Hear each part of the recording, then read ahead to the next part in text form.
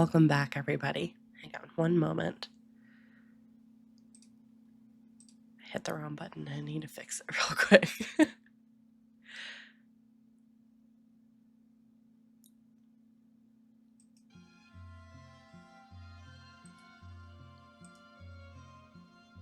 Black clouds continue to hover over the city of Jorix as rain continues to pour down. A bolt of lightning temporarily splits the sky, reflecting off of the growing stream that has become the streets of the Strand. Unable to relegate the water anywhere from the dips and divots in the walkway, what started out as several large puddles turned into a pond, then slowly moving stream as everything moving through Jorix eventually makes its way to the Strand. Tendrils of shadow slither unnoticed across the stream from house to house, peering, smelling, tasting, searching. It rounds a corner before crouching low, sharpening itself, still for a moment, before it pounces, wrapping itself around the remaining bits of shiftweave it had been hunting, squeezing until cocooned, and then devouring it. Tearing into the memories left behind like a starving vulture picking apart at its quarry. The other tendrils surge forward, devouring similarly, until they find it, a trail, leading them down the muddied and watery road till it eventually reaches a row of houses and shacks. The path ahead is clear. They slither forward, surging excitedly before blue magical lightning surges up from the ground, and the tendrils that had crossed that path are rendered into nothing but dust. The other tendrils retreat backwards slightly, seemingly determined, before splitting themselves. Smelling, tasting. Their search, their hunt, beginning again. Across town, a small pocket watch glows blue between the hour of 2 and 3. Hyacinth looks quickly over at it from her post on the couch in front of the fire. Eyes darting quickly to the exhausted Tyneal, passed out and sprawled with his head next to her knee. She holds her breath, waiting. Eyes sliding back to the watch, and then to Tyneal. Rolls of parchment of paperwork and ink before her. A cup of tea to the side. She is already planning 5 different scenarios in her mind for how this will be handled, but still she waits, staring, almost staring. The glow pulses until she reaches the number 25 in her head before slowly dimming to a pale blue. She lets out a quiet sigh, closing her eyes, gently moving some hair from Tyneal's face and smoothing the blanket over him, allowing herself this one moment before shifting back to her watch at her post, the feather and ink moving quickly across the parchment. For her watch has just begun. Rory, you set out from the inn at Leland in your new costume. Heading where? I'm heading into town. Mm-hmm. I'm trying to find as large a group of diverse looking people Okay, as possible. got you. Or so option A, as many diverse looking people as possible, or B, as many people as look the same as possible with a nearby hiding spot. Okay. No in between. I love it. I love it. You are right on the outskirts of the grotto. Okay. It is still relatively early-ish in the morning. It's about mid-morning, I would say. Why don't you go ahead and roll a perception check for me first? I think that might help pair well with how this is going to go. That is a 21. 21. Couple things you notice right off the bat. Not as busy as you have seen this area the last couple of days. And it doesn't take you long to discover why. Because through your wanderings and things, the main square of the grotto is the marketplace itself.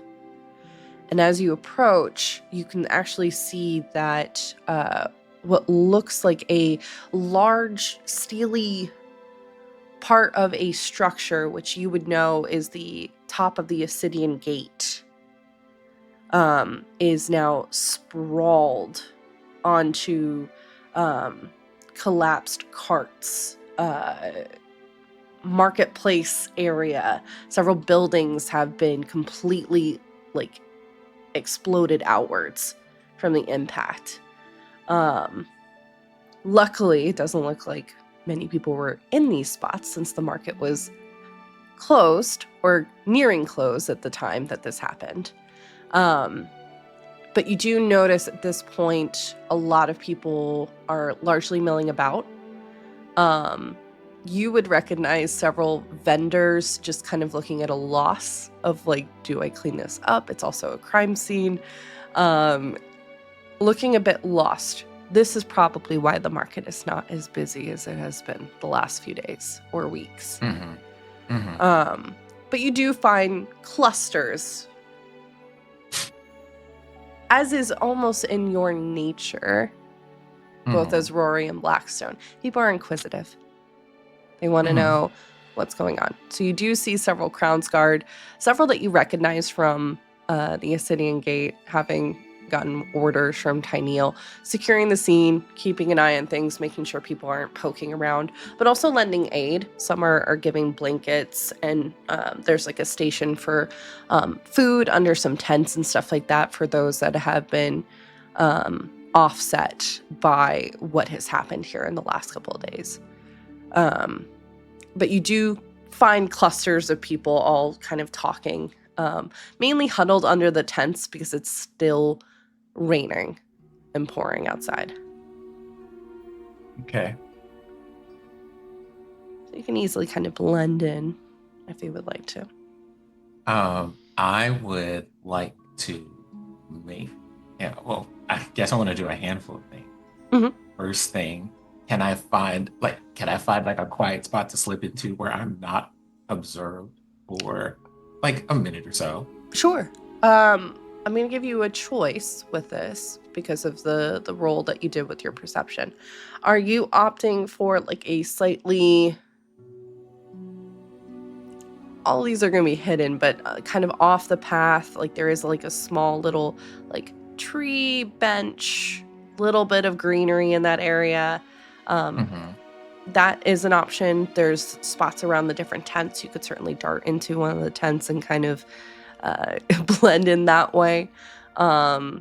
Or again, kind of throwing yourself into a cluster. For what I want to do, I'm going to go for a little bench, a little out of the way spot. You find just off of the main kind of epicenter, for lack of a better word, of where the Ascidian Gate remainder has kind of been pulled. Still some stands are active. They're trying to take advantage especially of the busier-ish, but also not as busy-ish the fact that people are in this area. People still have to work. They still have bills to pay, unfortunately. So you do see that as well. And off to your right, probably about 50 or so feet, there is a perfect area between clusters of tents and Crownsguard ahead, the Ascidian Gate. There is what looks like a oak tree, which has a single bench underneath it of stone. And then off on one of the higher branches, it seems, there is what looks like a kind of rope swing that comes down from it. Okay. So I go to that spot and I summon Corbin in the form of, I guess, just a very normal looking bird, like the equivalent of a New York pigeon, right? I summon Corbin in that form. Okay. Pops in his pigeon form. Wearing, does look like a normal pigeon, but you do see he has what looks like a small napkin, and you realize it's a very small scarf on his neck of a cerulean blue with accents of flowers, because of course.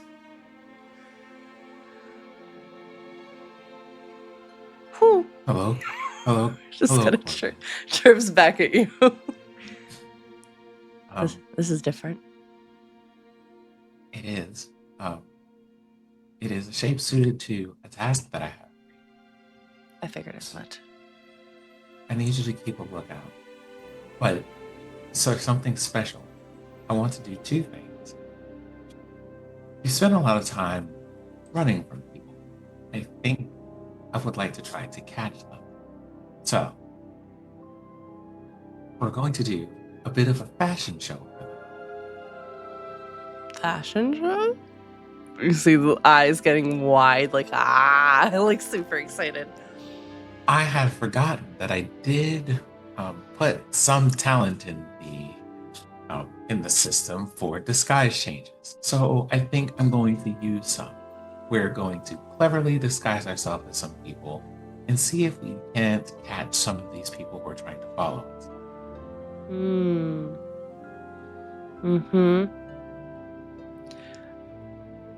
Based on perception, you can get that he latched on to probably 5 words of what you said. Because he heard fashion show, and that was what he immediately hyper focused on. For the those of us who are neurospicy, literally he caught about 5 words of that, and then was like, okay, catching people, fashion show though, and changing outfits. Lots of outfit changes. Player note: this might be the first time that we have our first historically recorded quick change artist, but we're gonna see how that goes. We'll see. So please go and be my eyes, and let me know if you see anyone closing in on my location. Unfortunately, they will likely be fairly easy for you to spot. Well, I would hope so. I'm wearing new fashion. You are. Did you want me to change the size of that scarf for you? No, it's fine. Oh, you like this one at this particular size? Why? Is there something wrong with it? Well, actually, looking at it, is the scarf appropriate to its size? Or Yeah, is it's it not small? like it's not too small. It's not like choking him. It's like perfectly. It seems like it's much like Corbin in general. Seems to have been magicked. Because remember, you got the clothes from the person who was creating it, and had the clothes that could magically change the sizes as well, based upon what that stuff. So yeah, it is proportional. It is not like swimming, so he looks like he's got his head in a cone, nor is it dragging him down. It is the perfect size for a pigeon. Okay.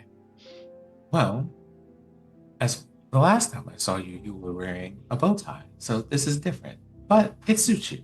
I like it. Okay. Thank you. Okay, off you go. And I send Corbin to go to their task, and then I guess here's the thing. Maybe a perception to see if I've been followed to this spot. Okay. Go ahead and roll a perception check then. And you can do with advantage because of Corbin flying around right now. No one's going to take notice of a pigeon flying around. That is a 27. 27. No one has followed you. Okay. I'm going to make my way back out into the city, and the first costume change of the day. Okay. I'll kind of look around. I see that there are normal people milling about, but there is also Crown's Guard and people from the Obsidian Gate. Yes. I think the first thing I'm going to try to do is see if I can use a disguise kit to come off as a member of the Obsidian Gate. Okay. I like this. Okay, so we're going to have you roll 2 things. Okay, 2 things. First is a D100. Okay. D100. Yes. I have one of these. Where's the other one? Here we are. Okay, I have a number for you. Okay. Hold that number. The second you're going to do is a stealth or performance roll. Stealth it is. Or deception. I think that's all the same, but one of those would be good. Okay. The stealth roll is a 5 on my die, for a total of 17. Okay. I was like, okay, I know it's going to sound bad, but I also know it's going to go up real quick. Okay. And what did you roll on the D100? 63. Okay. So with the 63, there are several, I think, God, I feel like we're in a video game in the tutorial of like learning how to do stuff. There is a group of Crown's Guard over by the tent with the food. And you can actually see from the back end of the tent, every now and then a couple pop out, either to get some more bread or like water that they have in some kind of trough as well. Blankets, things like that. Some seem to be like trading in what looks like dirty blankets from folks. And you can actually see a steady rise of steam coming off of the clean blankets. As almost Okay. as if they've been kind of magicked. You kind of see that. There's no Crown's Guard that is like stationed directly there, but you do see that there is like a handoff just to make sure that no one's like trying to steal stuff. Why don't you describe, based upon what I just gave you, So what I it looks see like? a handoff of blankets. Blankets, water, supplies. Yep. Okay. So for Rory, I think these are like calculations and measurements. Mm-hmm. So it's things like, for someone who's part of the Ascidian Gate, I am going to need this many like materials to actually wear. So it'll take like maybe a blanket and a half. Do I have the things to? Why do I have dyeing material in this bag? Okay, I have dyeing material in this bag. I think some of this could be illusion as long as people don't get too close to me. Mm-hmm. I'm sure some of this is going to work. And that, like, the whole thing just looks like, wait, hold on. Actually, I can do this for you on the screen. I know you can. I'm excited. I'm terrified at the same time. Okay, give me the briefest of moments. I'm gonna see if I can find the equation I'm looking for real quick. Hold on, we're almost All good. there. We have some wonderful protection. I'll describe what's happening during this time. Okay, so basically, Rory has this going on in the background. Okay. As he's like putting together how far things are. He's also timing things like, how long does it take for the guards to pass one person to another? When do they look at each other? Where are people focused? Yeah. And kind of combines that information to pick the perfect moment to snatch like 2 blankets and a handful of supplies. Yep. Based upon your perception check that you did, you know that they are usually doing this changeover typically every 45 seconds or so. Give or take 5 seconds if a guard gets tangled up in the tent or something. Oh. I think you were muted? Okay, cool. I saw your mouth moving and there was no sound, so I was like, huh? No, I'm fine. Okay. And then kind of like wait to see things. If he gets close and people seem to be paying a bit too close attention, well, I guess we'll just wait to see what happens as he tries to go get the blanket. Okay. You see after a couple of moments, the tent flap again kind of flipping up, and a tired-looking Crown's Guard steps through. And you see kind of depositing the dirtied blanket into this kind of pile, which you see immediately pulls itself out of the basket and seems like it's kind of wringing itself out and cleaning itself. And then grabbing a clean one to dart back.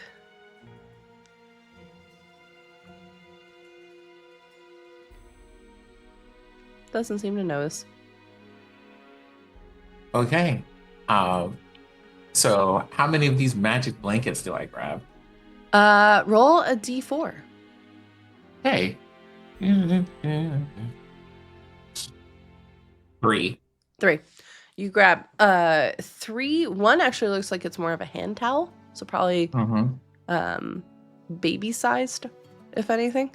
But you're able to grab those and quickly stealth back. Like you hear up above you as you're kind of doing this, Corbin kind of chortle as he's watching what you're doing. I grab all of those, and then I don't know how to do these kind of checks, so you'll have to let me know because I never get to use these tools as often as I'd like to. I have a disguise kit. Yes, you do. So I'm going to take those blankets, and I am going to take the. Well, hold on. I don't know if disguise kits come with tools, but I guess they do. I'm going to just use them to try to make myself like a City and Gate cosplay. Sure. Okay. You're going to a City and Gate con, I'm guessing. Let me just see because I'm curious. Disguise kits contain. I know they contain like paints and makeup. Yeah, so cosmetics, hair dye, small props, and clothing accessories is typically what is in a disguise kit.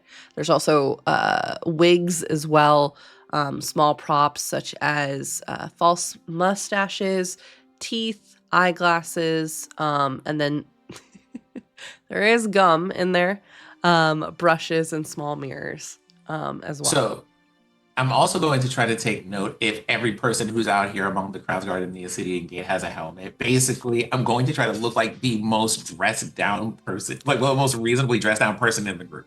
Sure. Okay. Because it means I have to make fewer things. Yeah. Do keep in mind, since you were making this from scratch, typically it takes an hour to make a new disguise. Okay. Just keep that in mind. We could roll to see how quickly, if we can speed along. Just know that the DC will be slightly higher. Whereas a pre-made one typically takes about 1 to 2 minutes. Okay.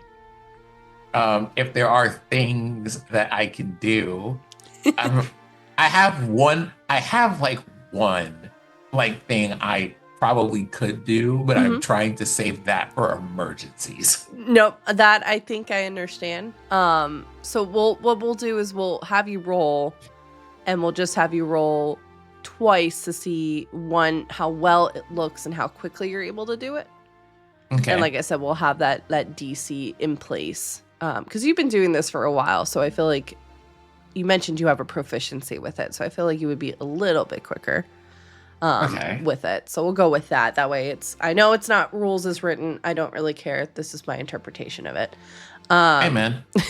So yeah, why don't you go ahead and roll? We'll do those 2 rolls and then we'll see what that looks like. Okay. So roll for the disguise kit, I guess, is what we're doing first? Yes. Yep. This is how well your disguise is going to do. Not me having to do this. Hold on. Oh, no. To use an inspo. Oh, no. Okay. So it is, okay, disguise kits are intelligence rolls, apparently. Yes. Which is weird, I'm going to be honest, but it also kind of makes sense, though.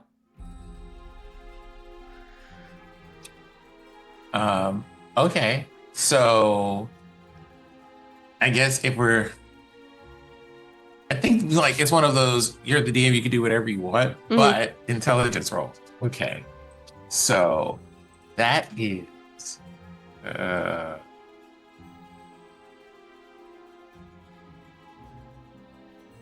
what that is me using one of our first inspiration die roll of the day. Mhm. Mhm. Okay, that's much better. Okay. So roll on the die was a 7 for a total of 13. Additional Oof. inspiration die was a 12. Okay. So we're at a 25. Okay, there you go. That's much better. Okay. Um yeah, it looks pretty close honestly to you were going for kind of a very casual. I feel like we're in fashion week. This is now showing Ascidian Gate casual wear. Like Mhm. not quite lounge wear, but like just, a little bit more dressed down, not wearing, all the bells and whistles that a lot of the Crown's Guard are usually wearing. Not wearing the helmet. Yeah, it's looking pretty believable. Honestly, you probably blend in with one of the more like new recruits that don't have as many kind of embellishments to their outfit, such as like the badges or like specializations of which unit you're in. So you do fall in line with the kind of the brunt work, the freshman Crown's Guard kind of thing, as you are able to blend in with no issue. No one takes notice of the fact that there is now a new recruit in this I think space. it's one of the. I try to take advantage of the fact that people are too busy trying to help people to Yeah, pay attention to me specifically. If I don't look like something that needs to be questioned immediately, yeah, which I think makes and sense. um, and then I kind of like see if people milling around. I think I should roll a perception for this. Hold on. You should. Yes, I was actually about to ask you. Okay, that is a 26, and what I'm looking for um, is anyone in the vicinity that looks, how do I say this? That looks like they have lost something or lost track of something. Because, there are people that's like casually looking around Mm-hmm. or whatever. But then there's a look that people have when they were just like, I was looking for something and then I just lost it. I dropped my contact, my wallet's missing, that kind of thing. I'm looking for people who have like a kind of like a heightened state of like alertness or focus when looking around at things. Okay. Go ahead and roll a perception check for me, please. Okay. Do you want me to roll another one?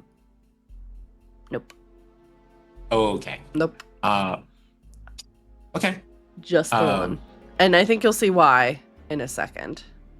Okay. I'll roll another one just for the hell of it. Okay, that is also a 26. Okay.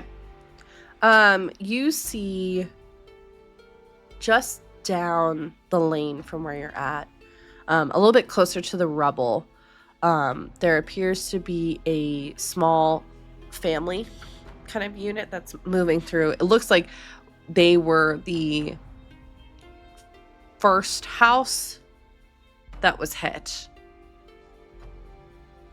with the largest portion of the Ascidian Gate that had been ripped off. And you can see what looks to be a tiefling woman. She's wearing a bunch of shawls over her head to kind of block out a little bit of the rain, even though she's soaked through. She's got on her left what appears to be a half tiefling, half elf, who looks to be probably about 12 years old. Daughter, and then who's kind of looking through. The one that is drawing the most attention is the smaller, which is on her right. Seems to be a tiefling boy, blue in coloration, like a gray blue, looking very upset. is kind of looking through the rubble. Looks to probably be about like 5 or 6. And they just keep... What languages do you speak? Common,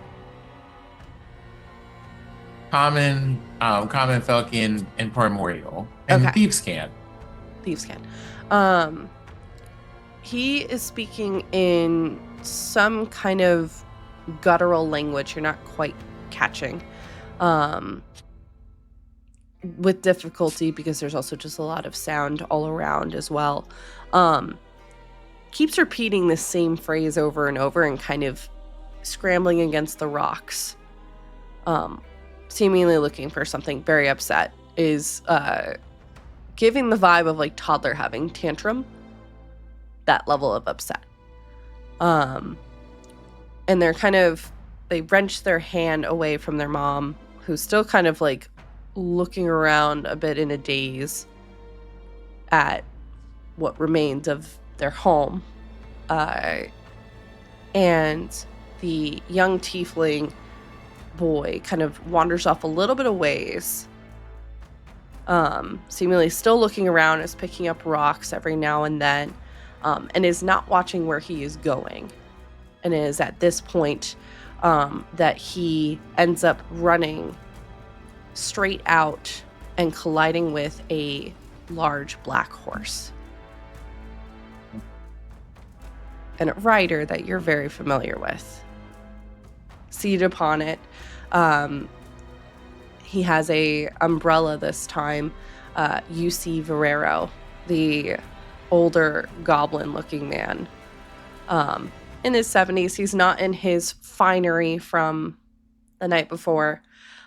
He is wearing a very spotless uniform, and seems to be keeping an eye on the scene around him. And as the child kind of collides with the horse immediately rears up. And you note this, I think, the quickest, because I think based upon, and correct me if I'm wrong, Rory, everything sometimes for you moves a little bit in slow motion. On occasion, yeah. Yeah. You see the horse rise, and Verrero does not turn his horse away. He does not try and calm. He is letting the horse do this as the horse rises up and it looks like it's about to hit the young child. You have a second to do anything. Only 1 second? Mm-hmm. Because it does not look like anyone else. There's no other Crownsguard immediately in that vicinity. And it doesn't look like Verrero's guards are going to do anything. How far are they?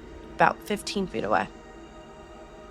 Oh, okay. So that's like easy for me to like run in and do something, and then like Exactly. I have 30 feet of movement, right? Yep.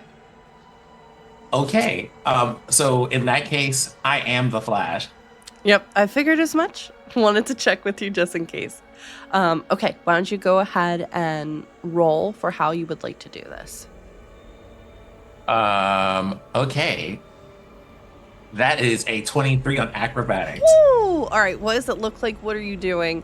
You see this black horse rearing up, neighing, as it had just been collided with this small child. You see Verrero kind of, his eyes going into concentration and looking honestly just more perturbed about this. Like it's like the fly for him that has kind of moved into his vicinity. So I can see on his face, I just want to make this clear, right? That I can see in their expression. Yep. That they are willing to let their horse trample on a small child, and they have no interest in trying to prevent that from being a thing. None. Okay. My second question would be, what would you give me time to do? Why don't you say what you want to do and we can see see what it is. If you were trying to like do some kind of overly acrobatic kind of stuff, then that probably not. But if you are literally the flash of zoom zoom, then I think that's perfectly feasible, for instance. Um, okay, here's what I want to do, and I will let you tell me if that happens. Okay. I want to run toward the child. Mm-hmm. I also want to grab. Um, let me see. I'm pretty sure I have some in here. Mm-hmm. Okay. I want to run in. I also would like to take one of these um, climbing pitons that I have, Piton. Yeah. and I would like to run in, and I would like to like right where the child is. If I could make like a kind of a calculation for where that horse's foot's going to land. Yeah. Again, I feel like your math equations are popping up behind you very much. Yeah. Okay, hold on.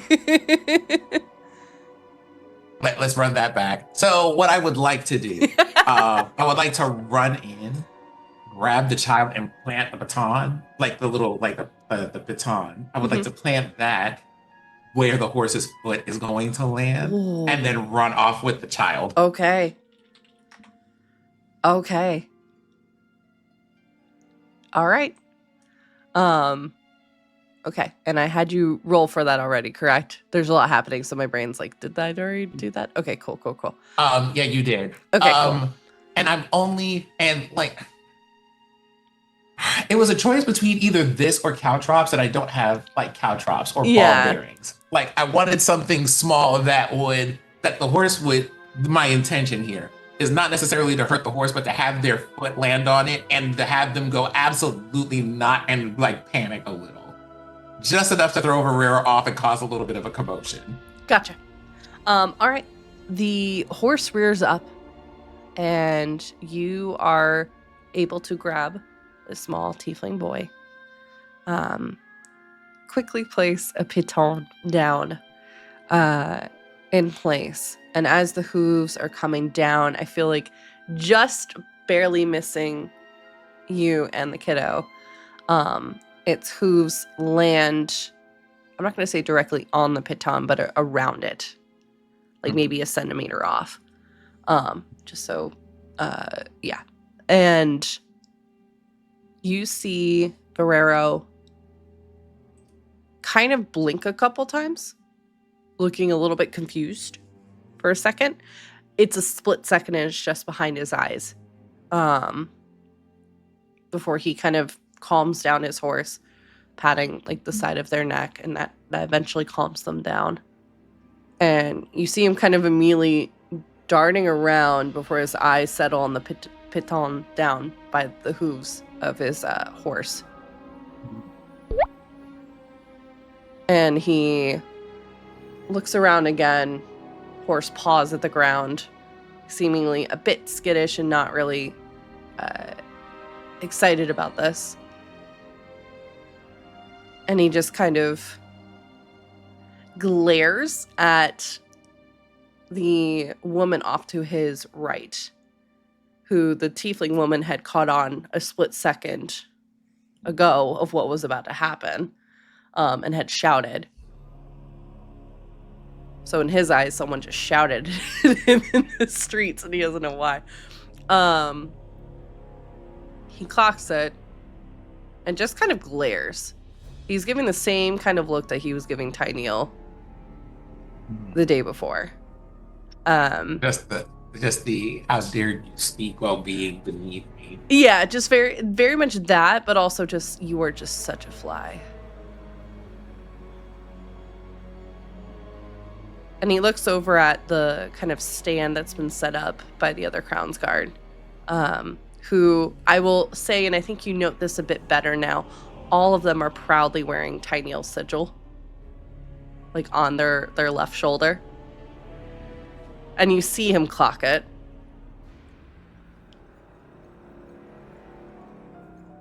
He nods a couple times and then moves his horse forward, the guards following behind him, wearing his sigil. There's dissension amongst the ranks, it would appear. There's also me clocking the slightest bit of tea here. mostly because you had all of them guards and not one of them also thought that someone was able to get close enough to you to plant that and then leave. Child, y'all slipping out here. You see, so I returned the child to their parents. And the mom immediately is just hugging. And you can see at this moment what the small tiefling boy was grabbing. It would appear it looks like these small kind of soldier pieces. Not quite like the army men that we grew up with, but like it's made of metal. Probably some kind of like simple silver. But it does look like several Crown's Guard and like a small cannon. That's the word I was looking for. Cannon. That he's now holding proudly in his... He just thought he went on a ride because he's just going... as you're kind of just bringing him back to his mom. Has no idea the absolute danger he was just in, and her mom is beside. Oh my god. I think on the way back, if I have the time to tell him, I just go, you should be more careful. Otherwise, you'll worry your parents. Go ahead and roll a persuasion roll. Because he's very much in the wee mode still. So let's see how much your words maybe. That is a 21 on 21. Perception. Okay. I think between that and then seeing the concern on his mom's face, you do see him kind of like go from wee to oh. Oh, am I in trouble? I as I look at him, my facial expression aren't unkind, and also I'm probably not wearing a mask at the moment because if I were, I'm pretty sure someone would notice. So I just kind of, gesture like, ask your mom. And she's just besides herself. She is just immediately, she was, oh my gosh, I'm so sorry. She looks to you, but she is so squarely focused on baby, child. He is, there's no need to worry. He is unharmed. Thank you. You see, she's just like that look of grief and fighting off the going back to what she was doing, and is just very much trying to be present in the moment. As she immediately rounds on not only the small toddler, who you soon learn their name is Saren. Rounds on Saren, and then rounds on the older of the two children, Hinari. Of like, why weren't you watching your brother? Doing the very typical, for those of us that are the older siblings, we know. Unfortunately. Why weren't you watching him? And the back and forth of like not having an answer, but also ma'am, I did not give birth to him.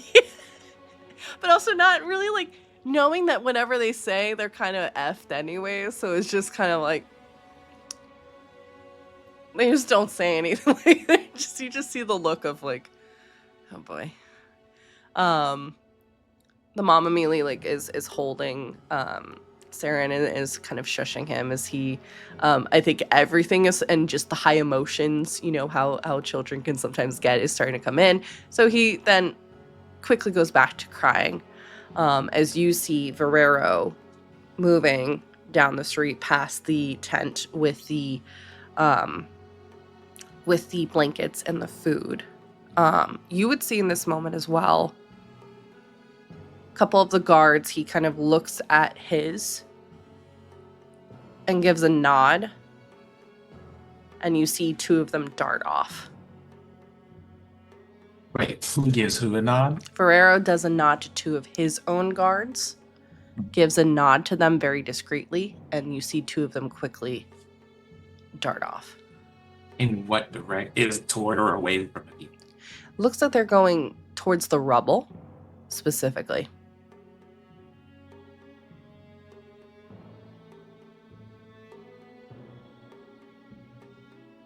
Toward the rubble. And we'll Who's see. close to the? Who's And- close to the rubble at them? I was gonna say who's close to the rubble right now. Yeah, a bunch of individuals, much like this tiefling woman and her kid. A couple of the Crown's Guard, because again, to secure the area. But I would say otherwise, like there is a moment that closes it on Rory just being like, I'm not sure that sits well with me before there's a scene transition. Smash cut to. As we are.